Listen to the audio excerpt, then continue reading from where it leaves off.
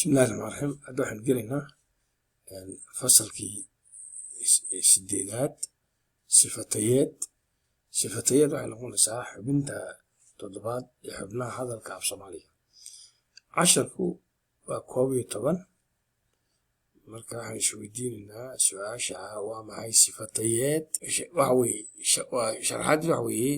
waa sharaxaad ama tilmaamo ku salaysan tayo wax leeyihiin may wax la xiriira kamiyad oo quantity laakiin wax weeye quality wax la xiriira tayo wax la xiriira weeye. sifatayeedu waa laba mid, sifatayeed nisba ah iyo sifatayeed quman. taa waxa la yidhaahdaa ingiriisiga attribute, tan waxa weeye waa sifa caadi ah. marka waxa weeyaan sifatayeedna aynu macnaynaa hadda. sifatayeed waa nisbo, waa attribute hadday ka mid tahay koox faleeda hawraarta oo falkuna yahay mid ka soo jeeda falxaalka ahaw verb of state ee gargaaraha ah. falxaalka ayaana xidhiidhiya sifada iyo faacilka ama magaca ay wax ka sheegayso. tusaalayaal wiilku waa gaaban yahay. wiilku waxa weeye qofkii wax laga sheegayay waa gaaban yahay. intaas waxay noqonaysaa koox faleeda. intaas koox faleed loo yaqaanaa. marka sifadu waxay ka mid tahay gaaban waxay ku jirtaa koox faleedii. waa gaaban yahay waxay ka mid tahay kooxdaas. cadku waa mac yahay oo sidoo kale cadka wax laga sheegayaa marka tayadiisa la sheegayaa waa mac yahay waxa weeye koox faleedii. cadku wuxuu noqonayaa koox magaceedii, intana waxay noqonaysaa koox faleedii. inanka ayaa doqona waa sidoo kale. faras baa caddaa waxa weeye koox faleedii, kana waa koox magaceedii. marka sifadu markasta gaaban mac doqon ah doqon cad waxoo dhan waxay ka mid yihiin koox faleed. sifatayeedu waa quman tahay haddii sifadu ka mid tahay koox magaceedka hawraarta. markan waxba uma dhexeeyaan ama ma xiriiriyaan sifada iyo faacilka ama magaca ay wax ka sheegayso. tusaalayaal wiil gaaban baa taga dugsiga. wiilkii iyo sifadii way isxigaan. wiil gaaban hadda waxba uma dhexeeyaan, labadoodu waxay ka tirsan yihiin koox magaceeda. iska jir waa la jecel yahay cadka mac waxa weeye waxba uma dhexeeyaan, waa cadka mac waxa weeyaan waa faacilkii ama wixii ay wax ka sheegaysay iyo sifadii. awr dabran baa kambalka reerka daaqaya. awr dabran baa kambalka reerka daaqaya. awr waa magacii, sifadiina way daba taagantahay. marka labadoodu waxba uma dhexeeyaan. hadda waxay ka mid tahay sifadu koox magaceedta. maan lihi faras cad. faras cad waxa weeye koox magaceedkii hawraarta weeye. inta kale waxay noqonaysaa koox faleedii. laakiin marka waxa weeyaan waxba uma dhexeeyaan sifada iyo magacay wax ka sheegayso. labadu dhinac bay ka wada yaalaan oo waxay ka wada tirsan yihiin koox magaceedda hawraarta. hadda maxaa lagu gartaa sifatayeedda quman? hawraartu waa ka maarantaa sifatayeedda quman. haddii la jaro hawraartu waxba uma noqonayso oo uma naafgubayso. tusaalayaal aqal weyn baa faarax ka dhistay buurta. aqal weyn baa faarax ka dhistay buurta. haddaynu ka jarno sifadii oo jarno weyn maxaa soo hadhaya? waxaa soo hadhaya aqal baa faarax ka dhistay buurta.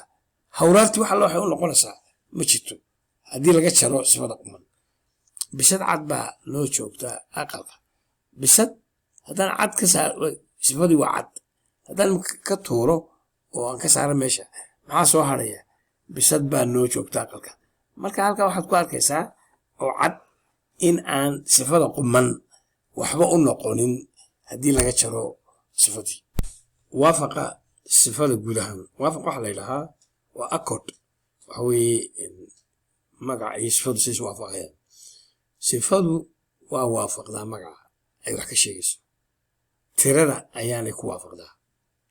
marka magacu mufrad yahay sifaduna waa mufrad marka se magacu jamac yahay sifaduna waa jamac tusaalayaal geed dheer geedo dhaadheer wiil gaaban wiilal gaagaaban marka waxa weeye marka mufrad sifadu tahay magacu mufrad yahay sifad waa mufrad laakiin markuu magacu yahay jamac sifaduna waa jamac muqaarano waxa weeye comparison sifatayeed marka sidii aynu hore usoo sheegnay sifada tayadii waxay sheegtaa sifo wax leeyahay haddaba tayada sifada ayaa laba wax ku kala badnaan ama yaraan karaan marka la isba bandhigo taasoo loo yaqaano muqaarano comparison muqaaranada hadda waxa weeye waa laba nooc muqaarano sifatayeed laba wax iyo muqaarano sifatayeed saddex wax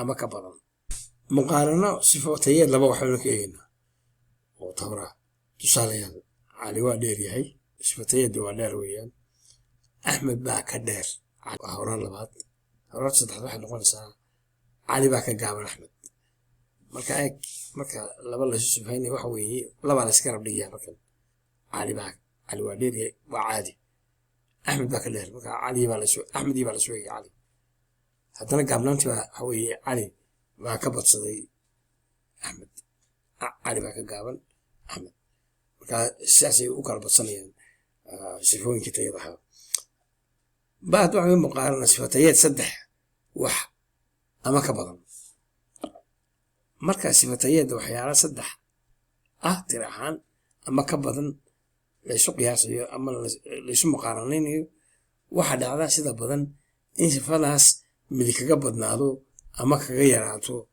kuwa kale oo dhan tusaalayaal cali waa leeyahay axmed baa ka dheer wakii labada xaymka hadda labada la soo eegay faarax baa u dheernimada marka ay tiro badan baa hadda la sheegayaa waxa qofka ugu dheer muxuu noqday faarax markaa halka hore waxaad ku garanaysaa in laba la soo eegayo kaada axmed baa ka dheer cali laakiin marka la soo eegayo dad badan waxaad ku arki doontaa waxa calaamad noqonaya faarax baa u dheer inamada marka cali waa leeyahay axmed baa ka dheer waa laba kaad haddaad aragtid labaad markaa ka warramaysaa tayooyinkooda laakiin haddii uu meesha timaado laba way ka badan yihiin oo saddex iyo wax ka badan hadda in maadno qaybta shanaad ka hadla waxa weeye sifadu waa laba jaad markiiba waa laba nooc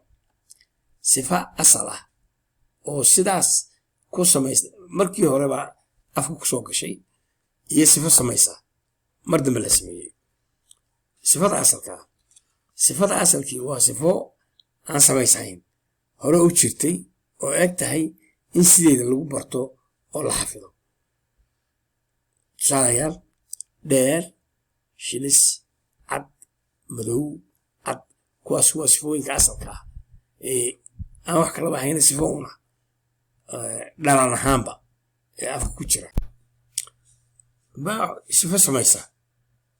sifo samaysi waa sifo la sameeyey oo aan asal hayn waxa lagu gartaa xarfaha an ama na ayaa u dambeeya oo lagu soo socdo baad socod u noqonaya tusaalayaal gaaban waxaa u dambeeya an wacan an baa u dambeeya tuman an baa u dambeeya wanaagsan an baa u dambeysa weyn nana baa u dambeysa marka iyada isku dhib maysid waxaan baad eeganaysaa inay calaamadaha soo dhexeeyaan an ama na marka waxaad garanaysaa in sifadu ay samaystahay oo mar dambe la sameeyey oo aanay ahayn sida kuwii aynu soo aragnay ee asalka sida dheer shilis cas madow cad iyo calaamadaha ma laha saasaa si fudud lagu kala saaraya jamaca sifada dhigaalka ereyga sifaihi waa isbedelaa tirada magaca sifatayada